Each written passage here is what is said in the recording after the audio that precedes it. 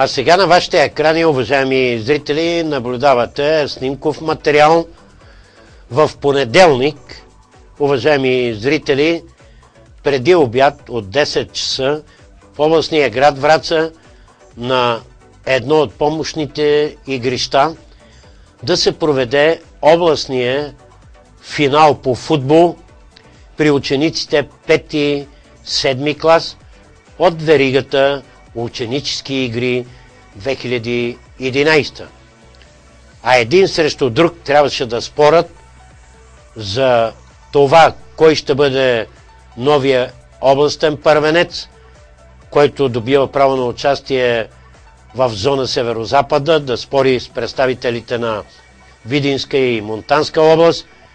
Бяха възпитаниците на Борислав Борисов Боката и на майсторската на спорта Севина Кадриева от прогимназия Свети Климент Охридски Бяла Слатина, а техни противници бяха връстниците им от СОУ Христо Ботев в атомната ни столица Козлодуй. Всички бяха на лице, с изключение на една част от изискващите се Министерството на просветата и културата, тъй като те провеждат тези ученически игри с, разбира се, Българския футболен съюз и всички останали федерации, спортовете, които са залегнали в ученически игри. Разбира се, само една част от документите на козлодуйчани не бяха представени, а това са ксерокс копия на актовете за раждане и, разбира се, ученическата карта на децата 5-7 клас, учениците, разбира се, с тяхната автентична снимка.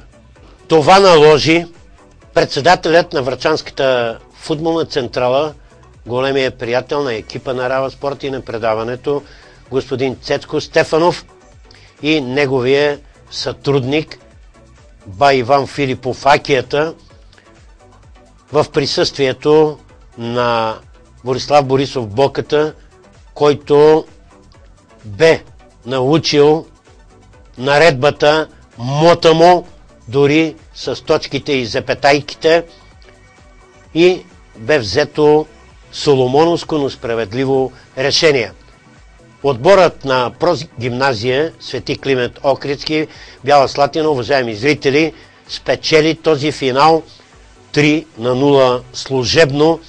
Аз това и правото, именно днес се игра двубоят по жреби между прогимназия Свети Климент Охридски, град Бяла Слатина, и техните връстници от Монстанско школо на неутрален терен в село Краводер край Криводол, за което, уважаеми зрители, ще ви информираме подробно в следващото ни предаване, за да разберем дали Борислав Борисов Боката и Севина Кадриева класираха отбора на техното школо за следващия двубой срещу представител на Видинско школо.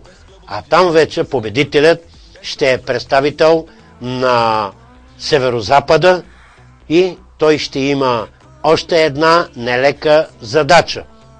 Ще играе с победителя по същия сценарий на Велико Търново, за да излъчи финалиста при учениците 5-7 клас ученически игри 2011 в Република България.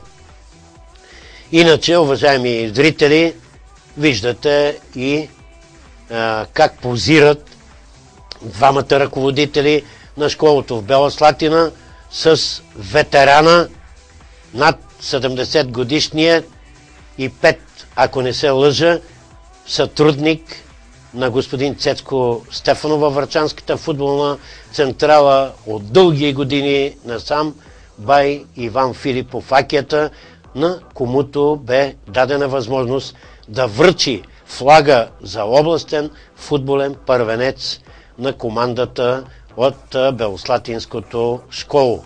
Честито и пълен напред успех!